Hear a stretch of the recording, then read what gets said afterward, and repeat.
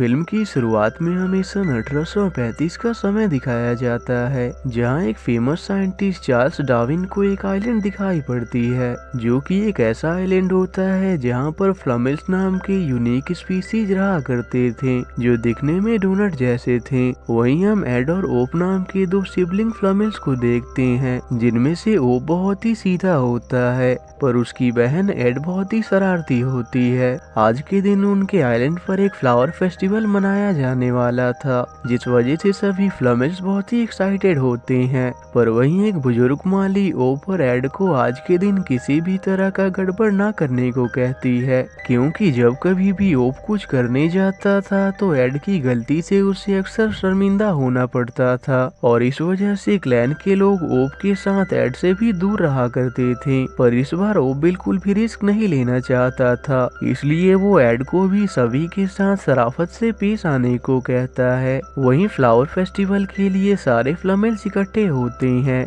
जहां उनका leader Jackson उन सभी को फेस्टिवल का थीम बताता है, जिसमें सभी फ्लमेल्स को साथ मिलकर फ्लावर से बने उसके खुद के पुतले को पहाड़ के ऊपर तक ले जाना था। उतने में ओप और एड ढाल पर बैठे पेड़ के साथ माली पर आ गिरते हैं, जिस वजह से उन्हें फेस्टिवल सेलिब्रेशन से बाहर कर दिया जाता है और उन्हें क्रैब को समुद्र से उनके आइलैंड पर आने से रोकने का काम दिया जाता है। तभी एड को समुद्र में अपना दोस्त वॉली नजर आता है और वो उसे अपनी ओर बुलाने लगती है, पर जैसे ही वॉली किनारे पर आता है वो अपने साथ बड़ी लहरें भी ले आता है, जिससे आया सैलाब सभी फ्लमेल्स के फ्लावर फेस्टिवल को बर्बाद कर देता है। इससे जैक्सन को बहुत गुस्सा आता है और वो उन्हें सजा के तौर पर किनारे से बहुत दूर चट्टान पर भेज देता है, ताकि फेस्टिवल खत्म होने तक वो दोनों वहीं बैठे रहें। वहाँ एड को उदास देखकर ओप को बहुत बुरा लगता है। तभी उसे एक आइडिया आता है और वो एड को साथ लेकर पहाड़ की तरफ जाने लगती है, क्योंकि उसे लगता है कि अगर हम कुछ अच्छे फूल तोड़कर फेस्टिवल में ले जाएं तो शायद सारे फ्लमेल्स हमें माफ कर देंगे। उसी दौरान ओप को एक मिस्टीरियस फ्लावर नजर आता है और वो एक रस्सी के सहारे उसकी तरफ बढ़ने लगती है। ओप के उसे छूते ही वो फ्लावर ग्लो करना शुरू हो जाता है। उसी दौरान एड को डार्विन की शिप नजर आती है, पर तभी वो दोनों उस फ्लावर से निकली रोशनी के अंदर चले जाते हैं, जो असल में एक पोर्टल होता है, और उसे होते हुए वो एक अनजान कमरे में आ पहुंचते हैं। उतने में वहाँ की ओनर कमरे की सफाई करने आ जाती है, इसलिए वो वहाँ से बच निकलते हैं। पर तभी उन्हें क्लैरेंस नाम का एक डॉग नजर आता है, जो उन्हें देखते ही भौंकने लगता है, इसलिए वो उस मकान से भागते हुए बाहर आ जाते हैं, जहां वो खुद को प्रेजेंट टाइम की शंघाई शहर में पाते हैं। आज के समय में मौजूद एडवांस टेक्नोलॉजी को देखकर वो बहुत हैरान होते हैं। तभी एक लड़की उनके क्यूटनेस को देखकर उन्हें उठा लेती है और अपने साथ लेकर घर जाने लगती है, पर उतने में क्लैरेंस वहां पहुंचकर उस लड़की को डराकर वहां से भगा देता है और एड और ओप से खुद को इंट्रोड्यूस करता है। तभी एड और ओप की नजर एक शॉप में रखे कुछ डोनट्स पर पड़ती है और वो उन्हें फ्लमेल्स समझकर बचाने की कोशिश करते हैं। तो क्लैरेंस उसे समझाने के लिए उस डोनट को खाने वाला होता है, पर ये देखकर वो बहुत डर जाते हैं और उस डोनट को रिवाइव करने लगते हैं। उस डोनट से निकली सॉस को खून समझकर उन्हें लगता है कि शायद उन्होंने इसे मार डाला है, पर क्लैरेंस उन्हें बताता है कि ये बस दिखने में उनके जैसे हैं और असल में ये खाने की डिश है। इसके बाद वो एड और ओप को एक म्यूजियम में लाता है, जहाँ वो बहुत से जानवरों के कंकाल को देखते हैं। क्लैरेंस उन्हें बताता है कि ये म्यूजियम उन जानवरों की है जो अब पृथ्वी से विलुप्त हो चुके हैं, पर एड और ओप को कुछ समझ नहीं आता है। तब क्लैरेंस उन्हें एक वीडियो दिखाता है। वो देखते हैं कि कैसे डार्विन ने अपने शिप से उनके आइलैंड को ढूंढ निकाला था, लेकिन इससे पहले कि वो उन तक पहुंच पाते एक वोल्केनो ने उनके आइलैंड को नष्ट कर दिया। उसे वहां कुछ अजीब से जानवरों के कंकाल भी मिले और वो समझ गया कि वोल्केनो ने इस पूरे प्रजाति को खत्म कर दिया है। एड को याद आता है कि यहाँ आने से पहले उसने एक शिप को देखा था और वो समझ जाते हैं कि ये तबाही उनके वहां निकलने के बाद हुई है। इसके बाद क्लैरेंस उन्हें उसी फ्लावर को दिखाता है जिसकी मदद से वो यहाँ आए थे। क्लैरेंस उन्हें बताता है कि जिस फ्लावर से वो यहाँ आए हैं वो असल में ऐसे मैजिकल फूलों में से एक है जो कि टाइम ट्रेवल में हेल्प करते हैं। इससे एड और होप को समझ आ जाता है कि वो दोनों अपने समय से टाइम ट्रेवल के जरिए प्रेजेंट टाइम में पहुंच चुके हैं। आगे क्लैरेंस उन्हें अपने ओनर मिस्टर चंग के बारे में बताता है जिन्होंने उस फ्लावर को डिस्कवर किया था, पर एक दिन अचानक वो कहीं गायब हो गए। इसके बाद वो क्लैरेंस के बहुत कन्विंस करने के बाद सामने रखी वैसे ही एक फूल के अंदर जाते हैं, जिससे होते हुए वो एक दूसरी जगह पहुंच जाते हैं जहां बीच में एक बहुत बड़ी स्क्रीन लगी होती है। क्लैरेंस उन्हें बताता है कि ये टाइम टर्मिनल है, मतलब ऐसी जगह जो स्पेस और टाइम के दायरे से अलग है। वो एक चार्ट के जरिए उन्हें समझाता है कि कैसे हर एक पोर्टल हिस्ट्री में किसी दूसरे पोर्टल से जुड़ा हुआ है और चंक ने उन तक जाने के लिए कुछ सीड्स बना रखी हैं। हमें बस उस सीड को ढूंढना होगा जो तुम्हारे आइलैंड के फूल से जुड़ा हुआ है। वहाँ एड को लगता है कि शायद हमें वापस नहीं जाना चाहिए क्योंकि अगर हम भी मारे गए तो फ्लेमिल सच में विलुप्त हो जाएंगे,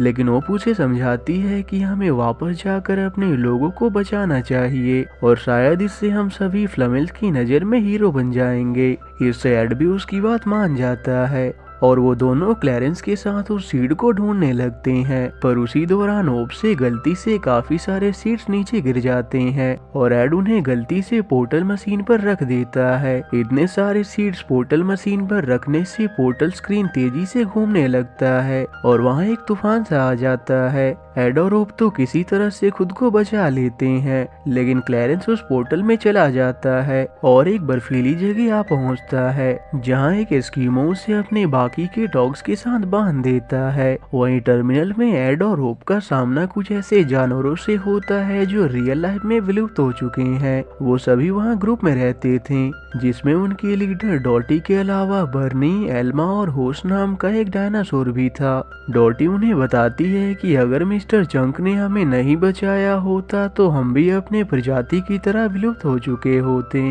और तब से ही हम यहीं इसी टर्मिनल में रहते हैं। यहाँ डोडो और उसके साथियों की क्लैरेंस की गायब होने का पता चलता है और एड उन्हें पूरी बात बता देता है। वहाँ ओप उन्हें कहती है कि अगर हम नीचे गिरे सीड्स को एक एक करके ट्राई करें तो फाइनली हम क्लैरेंस तक पहुँच सकते हैं, पर बर्नी और उसके साथियों को लगता है कि इसमें बहुत खतरा है, इसलिए वो बेड को लेकर एक सीट द्वारा ओपन पोर्टल में चली जाती है। पर असल में वो स्टोन एज के समय में पहुंच जाते हैं जहां एक केवमैन उन्हें देखते ही उन पर हमला कर देता है, लेकिन किसी तरह से वो उससे बचकर वापस आ जाते हैं। पर इसके बाद भी वो हार नहीं मानती और वो एड को साथ लेकर बहुत से डिफरेंट पोर्टल्स में जाती है, पर इतने कोशिश के बाद भी उन्हें क्लैरेंस का कोई पता नहीं चलता। वहीं बर्नी अपने आइसक्रीम वैन में उन्हें 2 टाइम फ्लावर्स दिखाता है और बताता है कि अगर इसके बीच में किसी चीज को रख दिया जाए तो वो गायब होकर एक डिफरेंट टाइम में फिर वापस आ जाती है। वहीं आखिर में एड और रोप को सही सीड मिल जाती है जिसके जरिए वो क्लैरेंस तक पहुंच जाते हैं। वहाँ क्लैरेंस उन्हें बताता है कि यहाँ आने से पहले मुझे तुम्हारे आइलैंड का सीड मिल गया था, पर जंजीर से बंधे होने के कारण क्लैरेंस कहीं जा नहीं सकता था, इसलिए वो वापस टर्मिनल में जाकर अपने साथ होप्स को लाती है, पर तब तक वो डॉग भी जाग चुके थे। होस्ट क्लैरेंस को तो जंजीर से आजाद कर देता है, पर वो डॉग उनके पीछे पड़ जाते हैं। वो किसी तरह से उनसे बचकर भागते हैं, लेकिन एक डॉग हॉर्स के पैर पर काट लेता है और उनके साथ टर्मिनल तक आ जाता है। वहाँ होस्ट किसी तरह से उससे पीछा छुड़ाता है, पर ये देखकर एड ओप पर बहुत गुस्सा करता है और इसके लिए उसे जिम्मेदार ठहराता है। वो उससे कहता है कि तुम कभी सुधर नहीं सकती और उसे वहाँ से जाने को कहता है, पर ओप उसकी बात को सीरियस ले लेती है। क्लैरेंस उसे समझाने की कोशिश करता है, पर ओप अकेले ही अपने कम्युनिटी को खतरे से बचाने के लिए वहाँ से पोर्टल के थ्रू चली जाती है। अपने आइलैंड पहुंचकर वो सभी फ्लेमिल्स को बताती है कि मैं अभी फ्यूचर देखकर आ रही हूँ, जिससे मुझे ये पता चला कि कुछ ही देर में यहाँ एक वोल्केनो इरप्शन होने वाला है जिसमें हमारी पूरी स्पीसीज हमेशा के लिए विलुप्त हो जाएगी। लेकिन जैक्सन को उस पर बिल्कुल यकीन नहीं होता। ओप उन्हें फ्यूचर से लाई कुछ चीजों के जरिए अपनी सच्चाई साबित करने की कोशिश करती है। वहीं टर्मिनल में एड को ओप पर गुस्सा करने के लिए बहुत अफसोस होता है और डॉटी उसे रियलाइज कराती है कि अगर ओप उसके साथ नहीं होती तो उसकी लाइफ कितनी बोरिंग होती। इससे एड को अपनी गलती रियलाइज हो जाती है, पर तब उसे पता चलता है कि ओप उसे छोड़कर अपने आइलैंड जा चुकी है, इसलिए एड भी उसी पोर्टल में चला जाता है। इधर ओप की काफी कोशिश के बाद भी जैक्सन को उस पर यकीन नहीं होता। तभी क्लैरेंस वहां पहुंच जाता है और सभी को बताता है कि ओप सही कह रही थी, पर यहीं वो अपना रियल मकसद भी रिवील करता है और सभी से कहता है कि तुम सभी के लिए असली खतरा तो मैं खुद हूँ। वो केव से बाहर निकलकर उस केव के एंट्रेंस को ब्लास्ट कर देता है, जिससे सारे फ्लेमेल्स अंदर ही कैद हो जाते हैं, पर ओप धमाके से बाहर आ गिरती है। तभी क्लैरेंस वहाँ आकर उसे पेड़ से बांध देता है और ओप के पूछने पर अपनी असलियत बताता है। वो कहता है कि काफी समय पहले तक फ्लेमेल्स भी इंसानों के बीच ही रहा करते थे और वो इतने पॉपुलर थे कि कोई भी डॉग्स पर ध्यान नहीं देता था और वो सिर्फ फ्लेमेल्स को ही पेट बनाना चाहते थे। इस कारण से मैं बहुत अकेला रह गया, पर एक दिन डॉक्टर जंक ने मुझे अडॉप्ट कर लिया और मैं उनके साथ इतना घुल मिल गया कि उन्होंने मुझे अपने बहुत से एडवेंचर्स में शामिल किया और इसी तरह एक दिन हम फ्लेमेल्स के आइलैंड आ पहुंचे, जो कि वही दिन था जिस दिन डार्विन ने फ्लेमेल्स स्पीसीज को डिस्कवर किया था और उन्हें पेट के रूप में पूरे दुनिया में पॉपुलर कर दिया। डॉक्टर चंग को भी फ्लेमेल्स बहुत पसंद आए और मैं समझ गया कि जल्दी कोई फ्लेमेल्स मेरी भी जगह ले लेगा। इससे नाराज होकर मैंने चंग को एक अनजान पोर्टल में भेज दिया और उसके सीड्स को भी नष्ट कर दिया ताकि वो कभी भी वापस ही ना आ सके। इसके बाद मैं वापस से आइलैंड पर आया और एक एक्सप्लोसिव डिवाइस के जरिए वोल्केनो को एक्टिवेट कर दिया, जिस कारण डार्विन के ढूंढने से पहले ही वो आइलैंड नष्ट हो गया और इस तरह से असली टाइमलाइन से फ्लेमेल्स का वजूद ही मिट गया। पर फिर एक दिन तुम दोनों वापस आ गए, जिससे मुझे वापस से फ्लेमेल्स के दुनिया भर में पॉपुलर होने का डर सताने लगा। पर अभी ये ज्यादा देर तक नहीं रहने वाला, क्योंकि क्लैरेंस वापस से उस वोल्केनो को एक्टिवेट करके ओप और सारे फ्लेमेल्स को मरने के लिए छोड़कर वहां से चला जाता है। दूसरी ओर टर्मिनल में बर्नी और उसके साथियों को वीडियो क्लिप के जरिए क्लैरेंस की सच्चाई पता चल जाती है कि किस तरह उसने डॉक्टर जंग को धोखे से 1836 के समय में भेज दिया था और उस टाइमलाइन के सीड को भी नष्ट कर दिया था। तब डॉटी को डॉक्टर चंग को वापस लाने का एक आइडिया आता है कि वो 1836 के बदले 1837 का सीड यूज करके भी चंग को वापस ला सकते हैं। वहीं आइलैंड पर एड ओप के पास पहुंच जाता है, जहां ओप उसे क्लैरेंस की पूरी सच्चाई बता देती है। यहाँ एड ओप से अपने बर्ताव के लिए माफी मांगता है। इसके बाद कुछ क्रैब्स की मदद से ओप उस लॉक से आजाद हो जाती है। इधर क्लैरेंस जब वापस टर्मिनल में पहुंचता है तो वहां रखे कैलेंडर से उसे पता चल जाता है कि सारे फ्लेमेल्स अभी भी जिंदा हैं। वहीं एड और ओप जब बाकी फ्लेमेल्स को केव से निकाल रहे होते हैं, तभी क्लैरेंस वहां आ जाता है, जो अपने साथ डिफरेंट टाइमलाइन से एक दानव भी लाया था, जिसका नाम साइक्लोप्स था। साइक्लोप्स एड और ओप को क्लैरेंस की कमांड पर खाने वाला होता है। उतने में डॉटी और उसकी टीम वहां पहुंच जाते हैं और उन्हें पता चलता है कि एक आंख होने के कारण साइक्लोप्स की नजर कमजोर है, इसलिए उन्हें एक आइडिया आता है और वो जानबूझकर साइक्लोप्स को उन्हें वहां पड़ी चट्टान से हिट करने के लिए मजबूर करते हैं और इस तरह से साइक्लोप्स अनजाने में केव के ब्लॉक्ड रास्ते को ओपन कर देता है, जिससे क्लैरेंस वहां से दूर जा गिरता है और साइक्लोप्स मलबे के नीचे दब जाता है। पर सारे फ्लेमेल्स केव से बाहर आ जाते हैं। यहाँ जैक्सन ओप और रेड के इस काम से खुश होकर उन्हें शुक्रिया करता है, पर अब वोल्केनो इरप्शन में सिर्फ कुछ ही समय बचे थे। तभी उन्हें डार्विन की शिप नजर आती है और उन्हें लगता है कि अब सिर्फ यही शिप उन्हें बचा सकता है। वो तुरंत हॉस की मदद से सभी को नीचे उतारते हैं और बर्नी के लाए फायर क्रैकर से शिप का ध्यान अपनी ओर आकर्षित करते हैं, लेकिन उसी दौरान एक रॉकेट डार्विन के शिप से जा टकराती है, जिस वजह से उसकी स्पीड कम हो जाती है।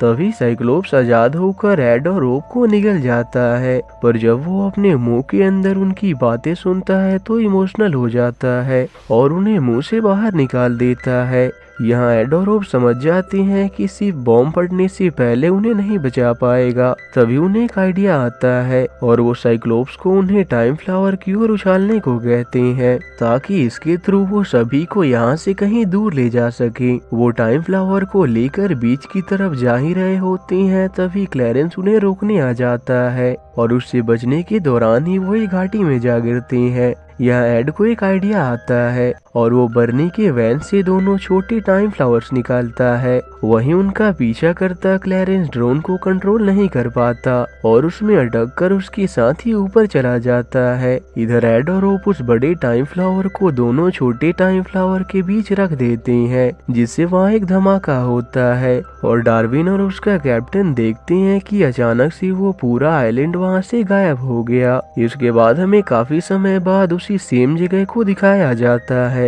जहाँ हम देखते हैं कि डार्विन के ही वंशज क्रूज में सफर करते हुए वहाँ से गुजर रहे होते हैं। तभी अचानक उन्हें अपने सामने एक आइलैंड अपीयर होता हुआ नजर आता है, जिसे देखकर उन्हें अपनी आंखों पर यकीन नहीं होता। इधर आइलैंड पर सभी सेफली बच चुके थे, पर तभी क्लैरेंस किसी तरह बचकर वहाँ आ जाता है। पर इससे पहले कि वो किसी को नुकसान पहुँचा पाता, डॉक्टर चंक वहाँ आ जाते हैं जो उसे रोक लेते हैं और इस तरह से फ्लमेल्स की स्पीसीज विलुप्त होने से बच चुके थे और इंसानों के बीच उनके पेट के रूप में रहा करते थे। आखिर में एड और डोर्टी आपस में शादी कर लेते हैं और उनका एक बेबी आने वाला होता है। वहीं क्लैरेंस को सजा के तौर पर उसी बर्फीली जगह भेज दिया जाता है और इसी के साथ ही ये मूवी यहीं एंड हो जाती है। तो अगर आपको ये वीडियो अच्छा लगा हो तो इसे लाइक करें और ऐसी ही और स्टोरीज के लिए इस चैनल को सब्सक्राइब करें।